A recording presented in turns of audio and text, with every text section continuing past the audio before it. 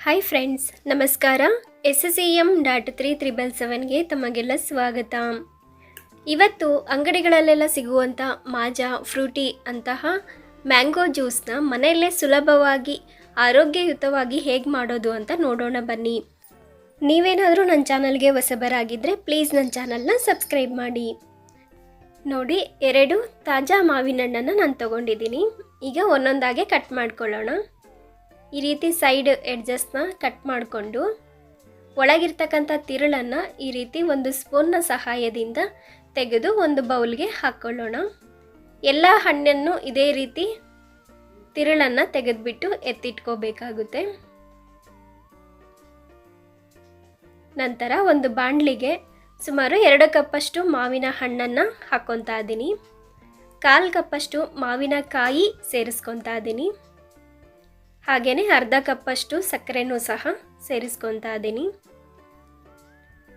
ಹಣ್ಣೆಲ್ಲ ಮುಳುಗುವಷ್ಟು ನೀರನ್ನು ಹಾಕ್ಕೊಂಡು ಚೆನ್ನಾಗಿ ಕುದಿಸ್ಕೋಬೇಕು.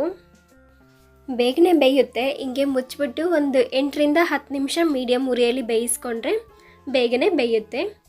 ನೋಡಿ, ಹಣ್ಣು ಚೆನ್ನಾಗಿ ಬೆಂದಿದೆಯೋ ಇಲ್ಲ ಅಂತ ನೋಡಿದ್ರೇ ಗೊತ್ತಾಗುತ್ತೆ. ಮಾವಿನಕಾಯಿ ಹಾಕೋದ್ರಿಂದ ಜ್ಯೂಸಲ್ಲಿ ಒಳ್ಳೆ ಫ್ಲೇವರ್ ಇರುತ್ತೆ. ಹಾಗಾಗಿ ಕಂಪಲ್ಸರಿ ಹಾಕಿ ಮಾವಿನಕಾಯಿನ. ಈಗ ತಣ್ಣಗಾಗೋದಕ್ಕೆ ಬಿಡೋಣ. ನೋಡಿ, ತಣ್ಣಗಾಗಿದೆ. ಈಗ ಒಂದು ಸ್ಪೂನಿಂದ ನೀರನ್ನ ಸಪ್ರೇಟ್ ಮಾಡಿಬಿಟ್ಟು ಬರೀ ಹಣ್ಣನ್ನಷ್ಟೇ ಒಂದು ಮಿಕ್ಸಿ ಜಾರ್ಗೆ ಹಾಕ್ಕೊಳ್ತಾ ಇದ್ದೀನಿ. ಮಿಕ್ಸಿ ಮಾಡೋದಕ್ಕೆ ಸುಲಭವಾಗುತ್ತೆ ಅಂತ ಹೇಳ್ಬಿಟ್ಟು ಈ ರೀತಿ ಜ್ಯೂಸನ್ನ ಸಪ್ರೇಟ್ ಮಾಡಿಬಿಟ್ಟು ಹಾಕ್ಕೋಬೇಕು. ನೋಡಿ, ಈಗ ಮಿಕ್ಸಿ ಜಾರಲ್ಲಿರೋದನ್ನ ಗ್ರೈಂಡ್ ಮಾಡ್ಕೋಬೇಕು. ಈ ಲಿಕ್ವಿಡ್ನ ಬಾಣಲಿಯಲ್ಲಿರ್ತಕ್ಕಂಥದ್ದನ್ನ ನೆಕ್ಸ್ಟು ಜ್ಯೂಸಲ್ಲಿ ಸೇರಿಸ್ಕೊಳ್ಳೋಣ. ನೋಡಿ, ಚೆನ್ನಾಗಿ ಪೇಸ್ಟ್ ಆಗಿದೆ. ಮತ್ತು ಒಂದು ಅರ್ಧ ಕಪ್ಪಷ್ಟು ನೀರನ್ನು ಹಾಕಿಬಿಟ್ಟು ಚೆನ್ನಾಗಿ ಮಿಕ್ಸ್ ಮಾಡ್ಕೊತಾ ಇದ್ದೀನಿ. ಸೋಸೋದಕ್ಕೆ ಈಸಿಯಾಗಿ ಬರಲಿ ಅನ್ನೋ ಕಾರಣಕ್ಕೆ ನೀರು ಹಾಕ್ಕೊಂಡಿದ್ದು. ನೋಡಿ, ಈ ರೀತಿ ಸೋಸ್ಕೋಬೇಕು. ಹಣ್ಣಲ್ಲಿ ಏನಾದರೂ ನಾರಿನಂಶ ಇದ್ದರೆ ಅದೆಲ್ಲ ನೀಟಾಗಿ ಹೋಗಲಿ, ಜ್ಯೂಸ್ ಕುಡಿಯುವಾಗ ಏನೂ ಅಡ್ಡ ಬರದೇ ಇರಲಿ ಅನ್ನೋ ಕಾರಣಕ್ಕೆ ಈ ರೀತಿ ಸೋಸ್ಕೋಬೇಕು. ಈಸಿಯಾಗಿ ಸೋಸೋದಕ್ಕೆ ಬರುತ್ತೆ. ಇಲ್ಲಾಂದರೆ ಮಧ್ಯದಲ್ಲಿ ಸ್ವಲ್ಪ ನೀರು ಹಾಕಿಬಿಟ್ಟು ಸೋಸಿದರೆ ಈಸಿಯಾಗೆಲ್ಲ ಇಳಿಯುತ್ತೆ. ನೋಡಿ, ಈ ರೀತಿ ಸ್ವಲ್ಪ ಗಟ್ಟಿ ನಾರಂಥದ್ದನ್ನ ತೆಕ್ಕೊಂಬಿಡೋಣ.